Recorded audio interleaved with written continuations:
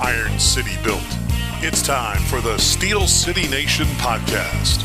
Here's your host, Mark Maraday. Hey, Steel City Nation. Doing a little something different this week on our podcast. I've got what I'm calling the Rabid Hockey Fans podcast.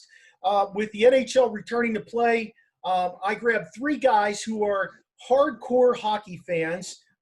In one way, shape, or form, they've played, coached. They've been around the game virtually all their lives. So I've got Eric Rigsby, Johnny Walker, and Tony Figurski. Eric, how you doing tonight? Pretty good. How are you? I'm doing well. Johnny? Doing well. How about you? Tony, I'm doing good, man. Tony, you doing good? I'm good, man.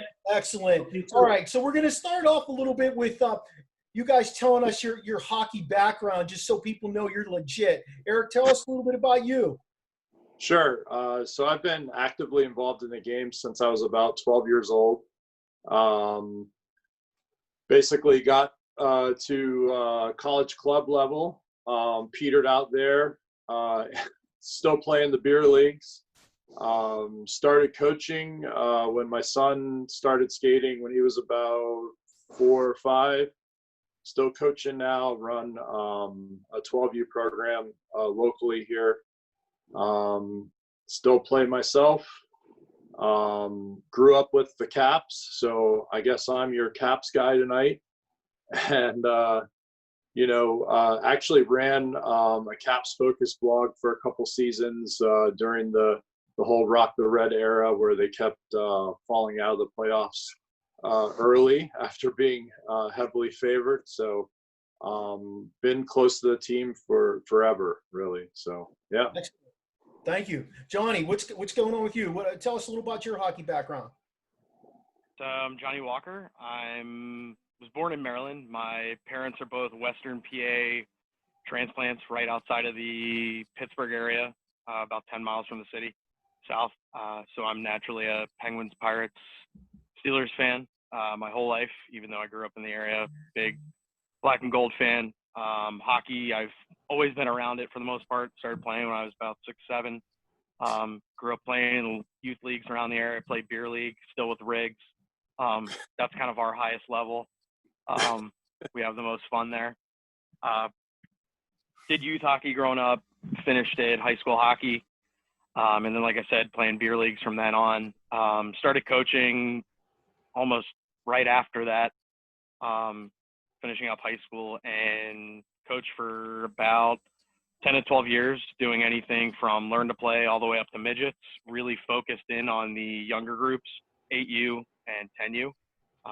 Really enjoyed that age group, fun to play with, and teaching the kids the basics of the game was probably the best part, I think. Yeah, absolutely. Tony, a little bit of background for us. Yeah, so thanks, Mark. So kind of got into hockey when I was about 6 or 7, 74, 75. Flyers won their first cup, and it really, I'm a Philly born and raised guy. So nobody knew what hockey was in the town at that time, but when the Flyers won, it was a great time. Yeah. I became a really passionate fan. Hockey was my life as a kid, and still is. So growing up, I started playing hockey in youth leagues, played high school hockey, coached some hockey in 8 and 10U. Haven't been on the ice in a while. I played in the beer leagues for a while. Haven't been on the ice for a while because of my knees, but still love the game, still love to follow, and actually became a fan of hockey, right? Not just the Flyers. I mean, Yeah. the 70s and 80s were a great time to watch hockey. I miss those days. Some great teams, some great players. Yeah, knowing all three of you guys, part of the reason I'm going to enjoy this thoroughly is because I know you're all not just fans of your team, but fans of the game. And I think it's so important. That's the one thing I teach my son. We can go back and forth with the Caps fans or the Flyers fans or whatever, but, it's real important to understand and appreciate guys like Ovechkin or, whoever. It's just important to appreciate those guys and their game. So, all right, so we're going to move on. Johnny, this question, you're going to start us off with this one. Do you like the hub format they came up with, and do you think adding the 8 extra teams was good for hockey, or do you think it was about the almighty dollar for the NHL? First off, I love the bubble format because if you look at the MLB issue they're having now, MLS, they've already had some teams opt out of the restart. Wow. I think it's just a good idea. Out of all the players tested, and including the team staff, so that's the 24 teams, 52 personnel each, they've had 0 COVID tests. So as long as they contain that bubble, I think it's great because we can all get hockey. It's a good way to unify the sport. I also think for hockey, it's a good way to get more eyes on it because there's more teams. They're in a bubble. They can sustain it, hopefully longer. And then in terms of just, the dollar thing, yeah, I think the players really want to play due to the escrow situation. They're going to have to. If not, they're going to be in debt to the owners a little longer than they need to. Yeah. So. Tony, what do you think? Yeah, so I think there's a bit of both, right? I think it's great for hockey. I think it's great for the country, right? I mean, getting back to a sense of something normal and getting back to our lives the way they were before COVID, I think is a great thing. Obviously, it's a big money maker, but I agree. I think I like the format. I like what's happening. I think it's going to be interesting to see how things work out, especially without fans. I'm really interested to see how that plays out, and I'm really excited for it. I think it's going to be a great format. I like the fact that they added the 8 extra teams. I think it makes it a little bit harder, a little bit more of a struggle. But I think at the end of the day, it's going to be very exciting. Eric, Hub City, you like it? You like them going to a bubble? Yeah, I actually love the bubble. The bubble is great because of the potential for the stories that are going to come out of the bubble. Yeah. Hockey players are very social, professional sports athletes. They tend to get along very well and also not very well at all off the ice. So I think as the weeks go on here, there's going to be a lot of stories that come out from the guys just living in the same hotels for the next 2 months, hanging out in the food cafeteria area or whatever they have for the next 2 months. I think that the format itself, adding extra teams, going to 12 to start, it was twofold, right? That decision. The first big reason is the money. There is lost revenue from the end of the season. There's lost revenue from the normal sort of springtime playoffs into summer that they lost out on.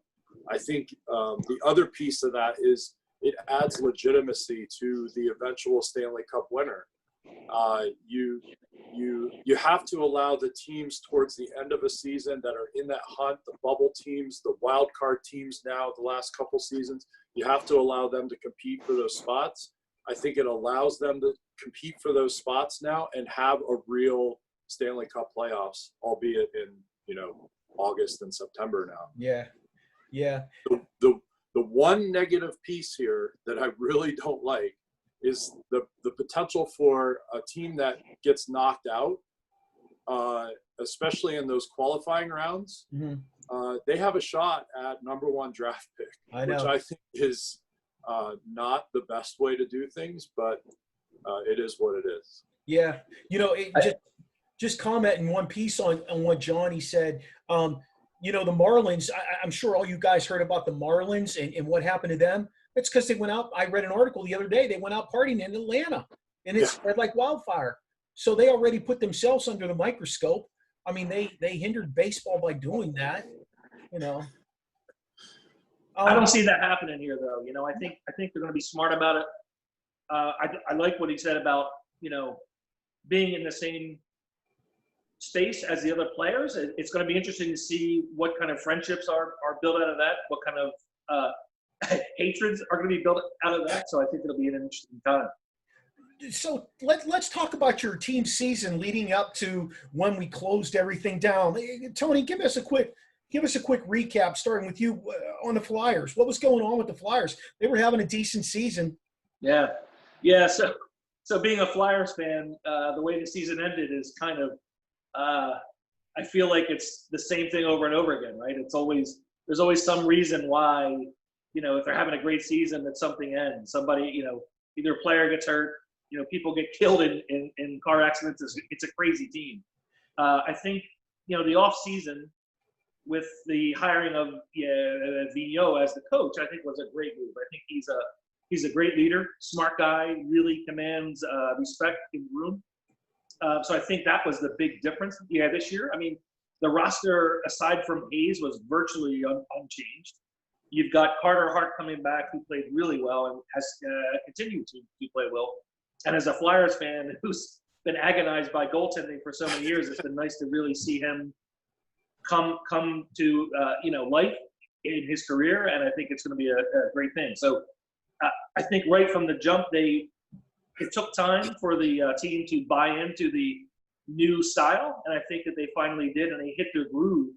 I think probably December timeframe, and I think when they came back from the break, they were probably one of the hottest teams in the league. And I think behind that you've got Hart, you've got Hayes who's having a great year, you've got G who's having a good year, you've got Provorov, who in my view is probably one of the best D-men in the game today, and one of the best certainly that the Flyers have brought through their farm system. So I think all those things combined have really led to a great season, and I think the Flyers are going to be one of the teams to beat in this playoff round.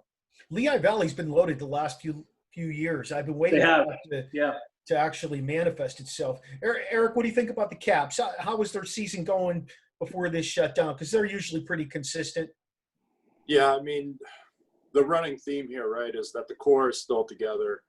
There's no reason why they shouldn't be at the top of the division. They shouldn't be, going into playoffs as some sort of favorite. Maybe not the favorite, but, top 5-6 teams, odds-wise. I think, this season in many ways paralleled the 17-18 season, which ended up, the right way finally. I think you saw Holtby struggle early. He kind of found it towards the shutdown. I think you saw a lot of turmoil on the blue line. They didn't really know how to use the defenseman that they had. They ended up bringing in Brendan Dillon, which was great. Kind of solidified things. Maybe they started to go the right way towards mid-March and the shutdown. Some people say maybe they didn't. I'm kind of in that camp. I think they have a lot of work to do to figure out what's the right formula defensively. How do they deploy those personnel? How do they protect certain individuals on that blue line? Do you control Gudas's minutes? Do you put him in the press box? There's all of those questions that are still outstanding going into this new season now, right? I do think they have a shot, though, going into this format. I think everyone does, honestly. Yeah. But Ovi's Ovi. He scored 2 goals in that silly exhibition game they just had against Carolina the other night. The so-called big boppers are going already, so it'll be interesting to see. It's important for you, Tony. You must love hearing that Eric thinks that they should have Gudas up in the press box. So I'm a Gudas fan. He is an interesting case, but I really liked him. Hard nosed. I like that. Johnny, what do you think about the Pens? So it was a weird year for the Pens. They've had some goaltending issues, had a little bit of health issues. And as goofy as it sounds, I like their odds better now going into the, however you want to call it, COVID Cup or, Bubble Cup, whatever you want to call it, just due to the fact that they're healthy. Yeah. Jake Gensel and John Marino, who were healing up near the end of the regular season, they're rocking and ready to go. So I feel confident about that. Goaltending-wise, Jari and Murray both had 20 wins this year. And it was a big case between both of them of one's hot, one's cold. And it'll be interesting to see with the Penguins playing in that first opening play-in round. It's a best of 5. So I would like to see, Mike Sullivan, I'm willing to bet his leash is very thin. maybe doesn't last that second period when one of them lets a few muffins by him or something like that. Especially, like I said, playing Montreal, they're a scrappy team. I'm doing air quotes, world-renowned goaltender Carey Price. Yeah. Just because he gets a lot of shine, but I haven't seen him do much. That's going to bite me in the ass. I know it. But depth-wise for the Pens, I mean, between McCain, Zucker, Russ, Sheary, and Hornquist, those are guys that kind of due to the cup runs of 09 and then even you go 2016, 2017, they resemble a lot of the makeup of the team. All those guys can be plugged into multiple situations in the lineup, whether power play, penalty kill, and your top three lines. So for me as a Penguins fan, I feel way more confident due to the health of the team, due to the depth. And then you also have a guy like Tanev where, I'll be honest, I was one of the ones that contract GM Jim Rutherford signed in the offseason. I was really pulling my hair out because it was a lot of money for a guy that's normally a traditionally third-line guy. But Tanev, even looking, in the beginning of the exhibition games, he looked really good. He was flying, he's moving, and he's a guy who's bounced up and down the lineup. He has 20-plus points this year. So for me, as a guy that, you pay a little more, but for a guy that's a plug-in guy, I think that's great. But the biggest thing, too, like I said, there's going to be depth and goaltending for the Pens. Gino and Sid and Letang, those guys are going to do their stuff. Jake and Connor Sheary are probably going to help out, too. But I think the biggest question is going to be what's the depth going to do on those teams. I like to believe that personally, and I know we'll get to this question a little bit, but I like to believe that out of the teams I have here represented, I like to believe that one of your three teams is going to represent the Eastern Conference. I'm not a big – I don't think Boston's going to stick around. I don't think they have four lines that they can roll out there. I think Tampa Bay is going to do a typical Tampa Bay thing. They don't scare me at all. They never do in the playoffs. So listening to everything every one of you guys say, and I do favor one of the teams in particular, but all three of these teams really have the makeup of trotting out four lines, getting some consistent goaltending, at least with one of the two guys you have there. I'm excited to watch this thing play itself out starting August 1st. And one of the things that I'm excited about on top of everything else is hockey's going to be all day. Yeah. Hey, it's going to be a lot of fun. NCAA tournament format. And I'm like, yeah, I don't think I'll have to be a lot around the house. Okay, so for you guys, we're going to go back to Eric on this question here. We're going to go key contributors along with your returning injured players and potential guys that you've picked up. Give me a couple guys who can be impactful. So obviously everybody points to Ovechkin, Backstrom, Wilson, Kuznetsov, like those type players. John Carlson, if he's healthy, that's questionable based on what happened the other night. There are two guys that I think we need to pay special attention to. One is Ilya Kovalchuk, who they picked up, late in the season. I think he could be an X factor for the team going into these playoffs. I think he could really contribute, on second unit power play, or if they need to figure out a wrinkle on first unit power play, they could put him with Ovechkin and Backstrom and Kuznetsov and work something there. I think, you probably slot him in, third line, maybe second line. I know Todd Reardon likes to put his Russians together occasionally. He'll put Kuznetsov and Ovechkin and Kovalchuk together, but I think that's kind of a gimmick really to draw attention from other matchups. So I think he's a player that could really contribute in a couple areas. The other guy that is finally fully healthy after a significant injury at the end of the 2019 season is Michael Kempny on defense. I think he really solidifies the pairs. He's a great partner for Carlson. He can skate well. He's good first pass. He can move the puck out of the zone, through the neutral zone. I think he's going to be key, and he's finally fully healthy from the hamstring injury. So those are the two guys that I'm most interested in seeing how they contribute. Johnny, who you like on the Pens? Who's going to be key?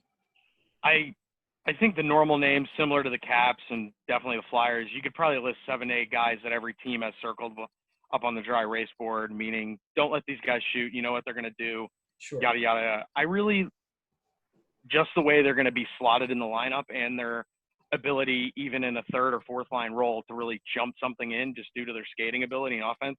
I really like Zucker. We got him for Alex Galchenyuk, who everyone knows we got rid of a perfectly good, competent Phil Kessel for Alex Galchenyuk. And on paper, the move looked awesome, just due to age and contract. But we have Zucker now, and I really like his speed. I like his grittiness. And also the fact with the Minnesota team for the last couple of years, he's kind of just been there, putting up points, doing his job, working really hard. But in terms of playoff success, he hasn't really been rewarded because his team hasn't really been there. Now, due to lockout, everyone's there, including Minnesota. But I like Zucker. I also really like Jared McCain. He had 30-plus points this year. And same thing like Zucker. Works really hard, good skater, good offensive skill. And he's been a guy, being in Florida, he hasn't really had a good chance because they have Barkov, and before they had Vinny Trocheck and a few other guys that were ahead of him in the lineup. McCain was just on penalty kill duty and third and second line minutes here and there. Now in an elevated role, I think he could shine. You talk about them getting rid of Kessel. In the end, I know they got Zucker, but they also got a kid by the name of P.O. Oliver, who I'm a big fan of his. I think he's going to be an outstanding player, but he's got to gain about 15 or 20 pounds. He's twig thin, but yeah, a lot of the Pens kids lately, they're drafting or picking up. They need to drink a little milk and eat some steak, I think. But yeah. Tony, who's gonna surprise us on the Flyers? Who came back or who they trade for? Who's going to be? Yeah, it's a good question. So I think it was John who said, in each of these teams, there's 7 or 8 players who you can list and say, these guys are great. They're gonna really be, part of that core who's going to really push the team. But I think for the Flyers, when you look at them, there's probably 3 or 4 guys who you can list out who really have made a huge difference this year. Obviously, you have to go with Carter Hart in goal, right? Like we finally have a goalie who you can trust, and it makes a huge difference, especially when you go into these kind of round robin situations and into the playoff format. It's going to make those big saves really boost a team. You think back to some of the bombs the Flyers have had in goal, and you let in a soft goal and it just kills the entire team. And I think Hart has the ability to lift the team and continue to do a great job and stop pucks that he's got to stop. So I think he's number one. I think if you look at other guys, I think when you think about trades, obviously this guy has played for all of our teams now, right? Like you've got Matt Niskanen, who he's still got some tread left on the tire, and he's got a lot of experience in this time of the year. So I think that's something he brings to the Flyers that they haven't had. I think he brings some calmness to that back end. Yeah, Provorov and he are going to pair up, and I think that's going to be a great pairing. They're going to take a lot of minutes when it comes down to the wire. So, but I think also you got to look at Kevin Hayes.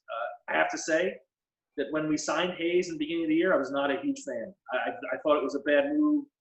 I didn't like his attitude when he came in. He kind of had an attitude like he didn't want to be here, and I think he's fit in well. I think he's one of the main reasons why they had a resurgence, right? I think he's really brought the team together. He's had a great year. He's scored some key goals in overtime, and has really keyed the team. So I'm looking to those 3 to really boost the team, and I think it's going to be a great year for them. Okay, so we know individual players. What's going to be, starting with Johnny, what's going to be a key or 2 keys for the Penguins in terms of on the positive side of the ledger, and what do they need to avoid? What's going to be a couple of weaknesses that they absolutely cannot fall into once they start playing these games? Because this is going to be quick. It's going to be quick. I think kind of the one thing they have to really get over quickly and make sure it doesn't creep in is under Mike Sullivan, they've really had, and actually the last couple of coaches for whatever reason, the first couple of seasons it's always really peachy keen, everything's great.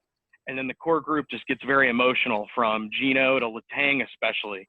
Yeah. And all the coaches so far have really been able to draw it in and kind of calm the group when things don't go right or they have adversity. So now we're clicking on almost year 4 full for Mike Sullivan. So this is generally the time, when they killed Bilesma. Johnson was a so-so coach, but he really never had control of the group. Dan Bilesma kind of did early on, and then it kind of fell off the wheels near the end. But, you hear around at least the Pens organization that Mike Sullivan is the big common factor. He's the biggest alpha male in the room, and he's very calm. He treats the players with respect. But in a short tournament like this, that leash has to be very, very small. And when the emotion starts flying with the Pens, whether it's against Montreal or whoever they face in the following rounds, you got to reel it in. Positive-wise, I think the Pens are really equipped to handle something like this, where it's totally different, it's totally new. They have a group that has been around a lot, whether it's been international tournaments or even local youth tournaments. I mean, this is similar to a youth tournament, essentially. Yeah. So Sidney Crosby, Malkin, all those guys, and everyone in the NHL for the most part, they've won these at every level they've been in. So I think that helps them. Just the environment isn't as goofy, and because they're in the bubble, it's just hockey all the time. There's no family distractions. There's none of that driving to the rink type stuff. They don't have to worry about it. I think it's all hockey all the time. That's good. Yeah. Tony, how about you? What's going to be a strength for the Flyers, and what's going to be something they need to avoid? Because this is a young group really coming in. Yeah. So I think, if you look at years past, and even playoffs and the regular season when they've made the actual playoff, I think one of the two things that are key for me is confidence. They have to be confident. I've found that the Flyers lose confidence really quickly. I kind of put that to soft heads at times. I think he really puts a lot of pressure on himself, and I think when he's not playing to the best of his, when he's not on top of his game, he really puts a lot of weight on himself, and I think that really gets him down, and I think it makes him think more. So they got to really stay confident, and I think they have to jump out early. One of the things that they've, for the past, I'll say 10 or 12 years, no matter who's been the coach, they really have come out slow. Opening periods, they fall behind early. Yeah, they really start to come back to life in the third period.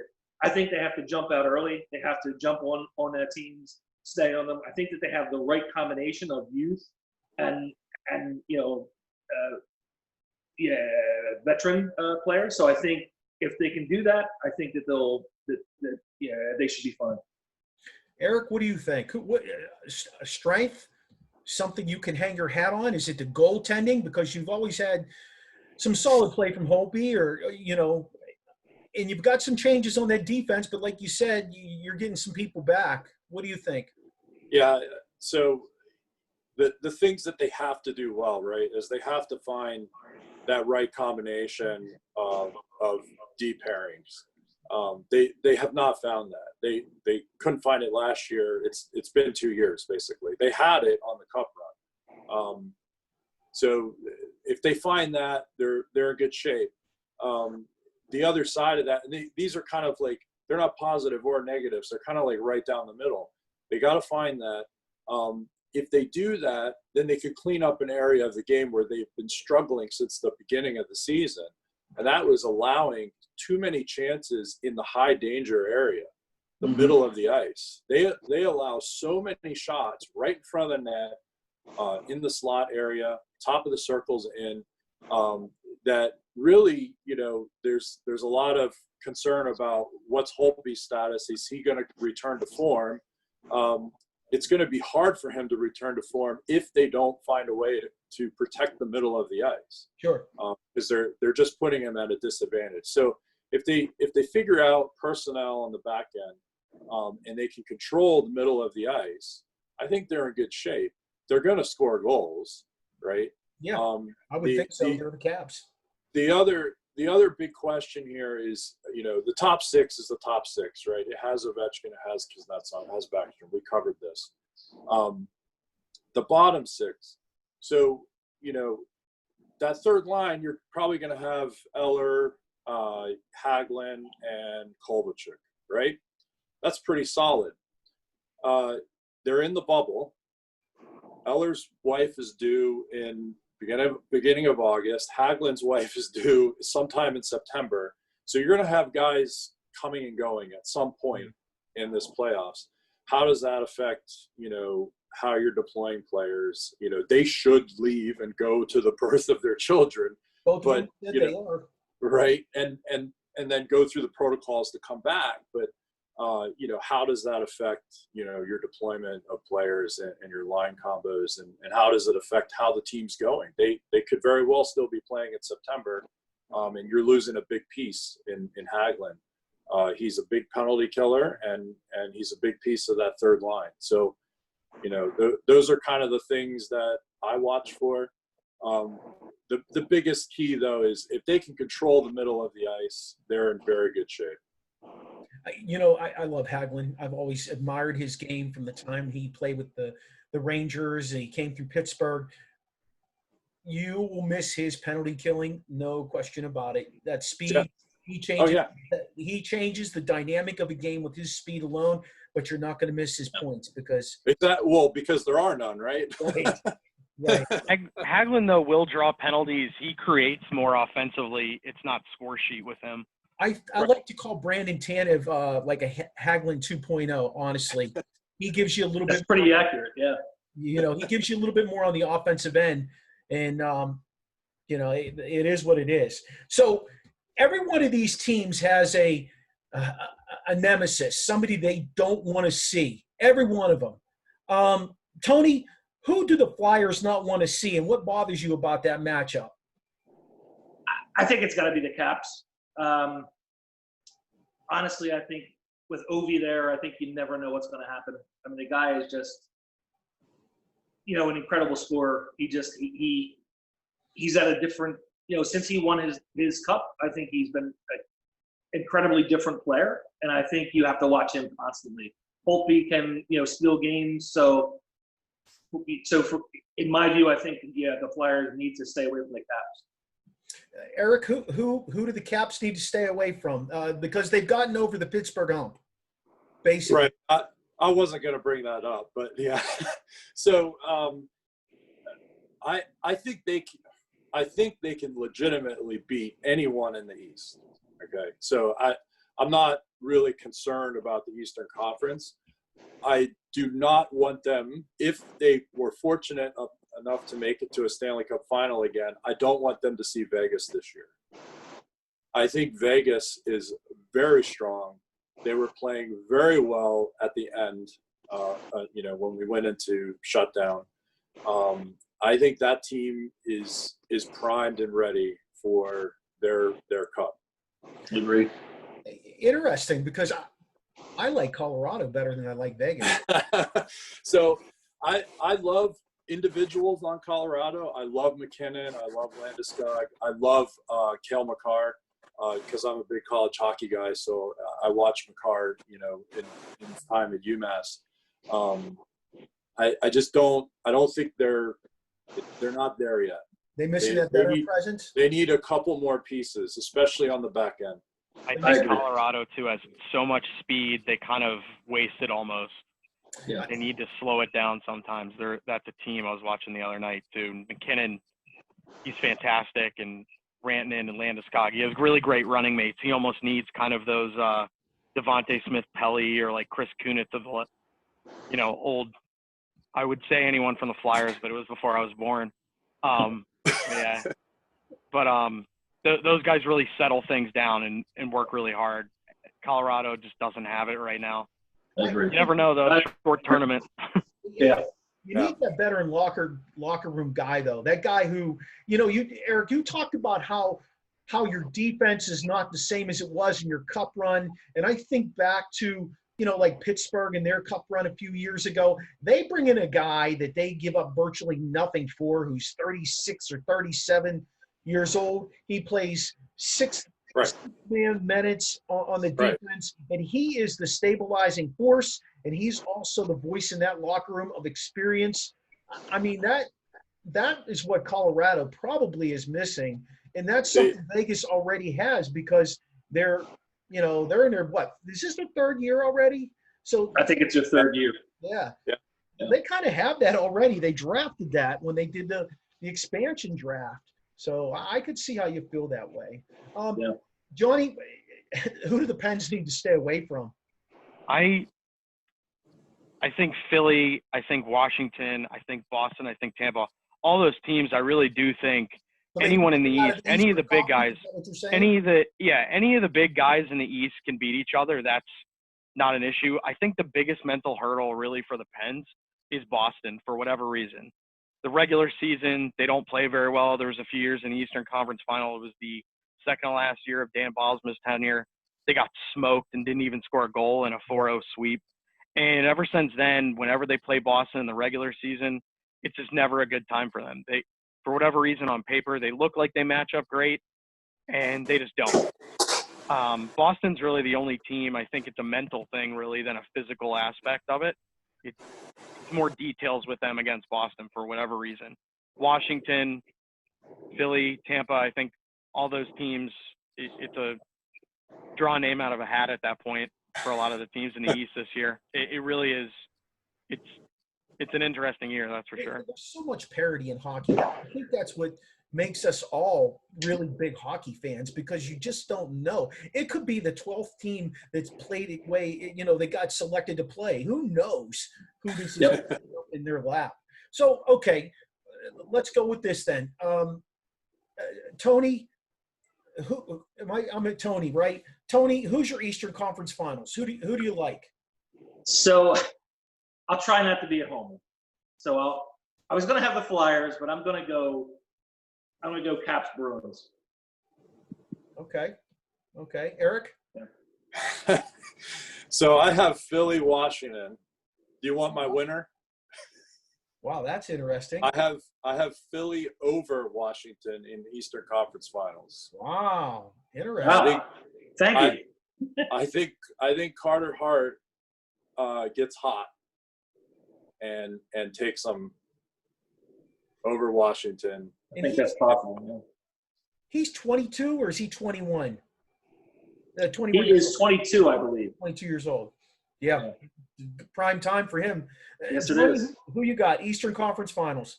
Pittsburgh and Tampa after a very difficult series with Boston. I like the way they match up against Tampa. Tampa is I do have this feeling they're going to be very, very motivated.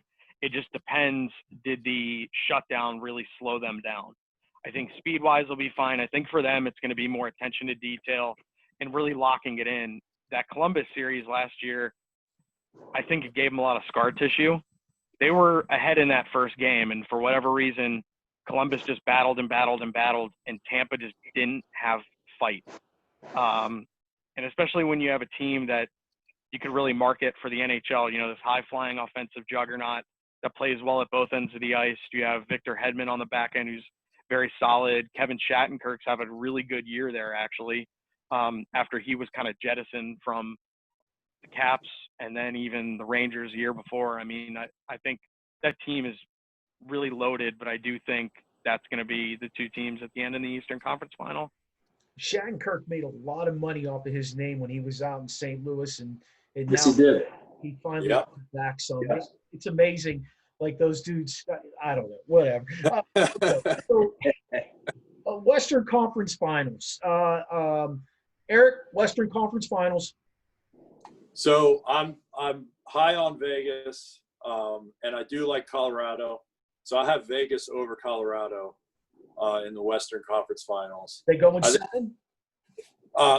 Games are throw numbers in the air. Like who knows games? But I think like we talked about, Colorado has a lot of the skill. They're a very good team. If they have Grubauer in net, he's proven himself to be number one after being the understudy to Holtby for so long. They could definitely get there. I just think that it's Vegas's year. Yeah. Johnny, Western Conference. I actually think Winnipeg Jets and Vegas Golden Knights. So Eric and I agree on the Knights. They have a lot of great pieces there. I like them a lot. Winnipeg, offensively, it's not an issue with them. It's really their defense. Between the Bufflin, Truba, they kind of were left, and it really kind of left a lot of questions on that D end for them. Josh Morrissey has really helped out, and they have a lot of guys that are doing it by committee. And if you're running a cup, you need guys that do it by committee. Connor Hellebuck, I really like him as an American goalie too. USA Hockey, do or die. So especially when you got a, good goaltending, defense by committee where they play the right way. And Paul Maurice is a really good coach. A lot of people for years don't really give him a lot of credit, that Winnipeg Jet roster, because he has some really good players in Wheeler and Line, but there's a lot of other guys on that roster. Tanev came from Winnipeg. They play the right way, and they can play a few ways. Similar to Vegas, they can play hard, they can play fast, they can do it both. So I like those two teams. Tony, Western Conference. Yeah. So we're going to be 3 for 3 here. I've got the Blues and the Knights, with the Knights winning. Similar to what you were saying about the Jets, the Blues play the right way. They're playing extremely well. I think their confidence level is really high. They've got a good coach. I guess I can I think he's shown them the right way to play. They're not just a one-trick pony, and I think that they're really going to do well. But I still think this is the Knights' year. I was lucky enough to be in Vegas and catch a game between the Knights and Lightning, and it was an incredible game. They just as good as the Bolts were, I think they just dominated them, and their defense is great. They're strong from front to back. So I think this is really their year. It sounds like something we all need to do, get together and go to Vegas and watch a game. I keep hearing the same. It's a great experience. I keep hearing the same thing from people. Before I get to the Cup Finals, give me a sleeper from each of the conferences. Somebody that nobody's thinking about, but they have the roster that could sneak in there. A Carolina, give me a sleeper, Eric. So I'm not going to say Carolina because I can't stand them. And this is the only time I'll ever be Homer-ish. I can't stand that organization. I think they're terrible. But I really, really want Toronto to do well, because I really love watching Matthews play. I love watching Nylander play. Morgan Riley on the backside. I want them to do well. Are they going to? Are they there? They're still very young and immature. They haven't gone through all the battles. But they have all that talent. Frederick Anderson is a perfectly capable goalie in the playoffs. He can win. Yep. If he gets hot with their talent and their goal scoring ability, they could do some damage. Sure. And Toronto came back healthy too. Morgan Riley and Dermott, they were hurt, so that helped them. They were flying in the exhibition game the other night. Absolutely flying. I watched the Pittsburgh game, and it looked, like a preseason game. And then I watched the Toronto game, and those guys were flying. So, I don't know. We'll Johnny, see. who's your sleeper? It could be Eastern or Western Conference. I'm kind of with Eric on the Toronto bandwagon out of the Eastern Conference, because we both really do like the Leafs. We like a lot of the guys there. I kind of want to see Connor McDavid make it to the Cup final. I think for the NHL, that would be such a boom. And the nice thing, too, is Connor McDavid, after a few years of Edmonton, unfortunately, outside of him, really not doing well developing their picks. Leon Draisaitl, our trophy candidate, he's a perfect running mate. I think Darnell Nurse and some of the guys they also got back on D, they're very serviceable.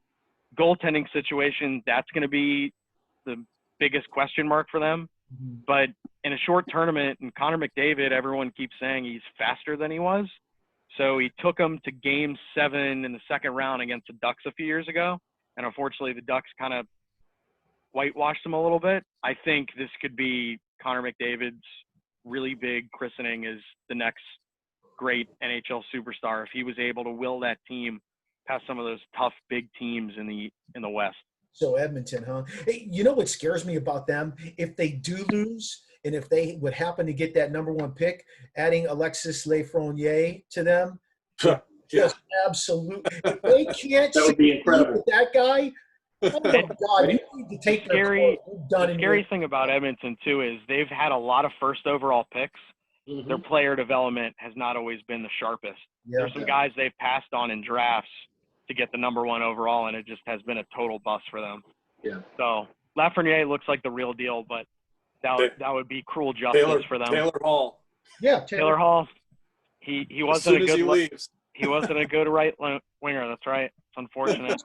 Justin Schultz came to Justin Pittsburgh. Schultz, Devin Dubnyk. Yeah. So Dude, many guys. yep.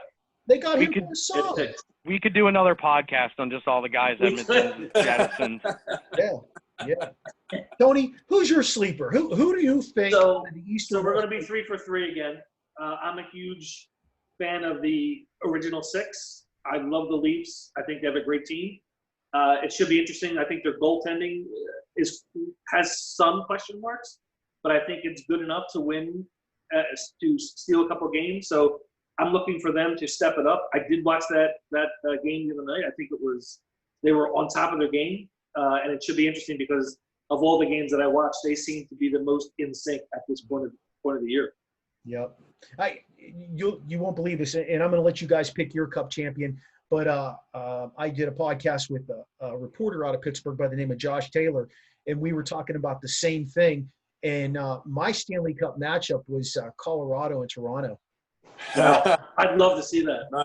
Yeah. I'd That love to was see my that. Stanley Cup matchup. It really was a ton of youth, a ton of speed. Oh yeah. I don't know. It would be a dream matchup. I think if you're a hockey fan, you would be glued to the TV to watch that thing. Oh yeah. I would think that would be okay. So here we go, and I'll go right back to Eric, and we'll go around the horn. Your Stanley Cup champion. Vegas. Definitely Vegas. They could score. They could beat you down. Fleury's going to be Fleury, right? They're going to win. That's it. Okay. Johnny, what do you think? I like Vegas too. Their amount of speed, and then the role players, and then even just the way they play the game. Gerard Gallant, he's a fantastic coach. Last year they should have went to the Cup final. A few hand passes for whatever reason that weren't seen cost them, and also a major penalty beforehand. So that's a shot at San Jose. I'm not a fan of those guys, but Vegas, I really do think they have the right group. And if you look at the last couple of years, since the inception of the team, they were always trending in the right direction. The first year they got to play against the Caps in the Cup final. Unfortunately, the Caps are just a few shots better that year. I do think Vegas has the guns. Alex Tuch is a year older. Mark Stone's there. Pacioretty's there, who's very quietly having a good season. I believe he's injured, and I don't know if he's in the bubble right now, but they have a lot of guys on that team, and even defense where they're just solid. Flower, he always rises to the occasion. I think I really just like that Vegas team. There's something about it. It'll be a weird parade in Vegas with no fans, but I think it'll be great. I'm a big Pacioretty fan. I think his game could translate to any team in anywhere. Honestly. Agree. Tony, you're Cup champ. Yeah, so I'd love to say the Flyers, but I don't think it's the year yet. And I'm going to break ranks with the other guys. I think it's the Golden Knights' year, but I think the Caps are going to pull it off again. I think they're well balanced. I think with Ovi, you never know what's going to happen. I think their goaltending's solid. If they can pull it together, I think they showed some signs of weaknesses, especially when they played the Flyers this year. But I think overall they've got one of the best teams, and I think that they should be able to pull it off again. Excellent. 2 of the last 3. You'd be happy with that, huh, Eric? Yeah. Well, and keep it in the division, right? Yeah. Right. Yep. All right. So I'm going to end with one more question, and we all want to see somebody raise the cup that is an older player that we've enjoyed throughout the ages, and they're getting to the end of that career. who would you like to see raise the cup that has a shot at doing it, that really they're about done? Their career is about done. All right. They're that guy in their upper 30s, possibly cresting over 40. Can you think of a guy, Eric? Patrick Marleau. Okay. Yeah. I mean, I don't even think I can't think of anybody else, to be honest. I think, if there was one guy, and he's on a team that I don't particularly like, right? So, if they're going to win it for him, and let's see him, go out on a high note. Okay. Tony? Even though I hate the team, I'm kind of taking a page out of Eric's book. Ilya Kovalchuk, as a kid growing up, Ilya Kovalchuk was the man. I love the Nike commercials. I wasn't a big fan come international hockey because he's with Russia, but the guy gave a lot to the game. The New Jersey situation ended very weird. Obviously, he went to the KHL for a few years. He came back, but as goofy as it is, he will be remembered as one of the better players that played in the 2000s era. And I like him, I think, to win, especially with some of his Russian compatriots there. That would be spectacular for him. That's a really good memory, especially for, since they had some other Russian players through that organization like Kozlov and Fedorov too. And to raise it with Kovalchuk, that'd be good. Yeah. Good for the game. Tony? I would have to agree. I think Kovalchuk would be my choice. I think he's had some tough times over the years. I think he's been one of my favorite players. Throughout the years, just an all-around solid player. I've enjoyed watching him. Seeing him come back from the KHL and get back into the league.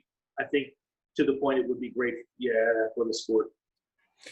I want to thank you guys. It's been a lot of fun listening to your thoughts, going outside of your fandom, for your, being a fanboy for your particular team. I'm so excited for this thing to get rolling this week, August 1st. For those of you listening, you're probably a few games into this, but the Stanley Cup playoffs are going to run right into October, and they're going to go every other night. And I highly recommend you watching it and putting your baseball games on hold, and putting the NBA on the back burner, and don't hold your breath on the NFL either. So, hey, thanks a lot, guys. It's been a lot of fun. Take care, and let's watch the hockey season begin again, okay? All right. Thanks for having me. Thanks, Mark.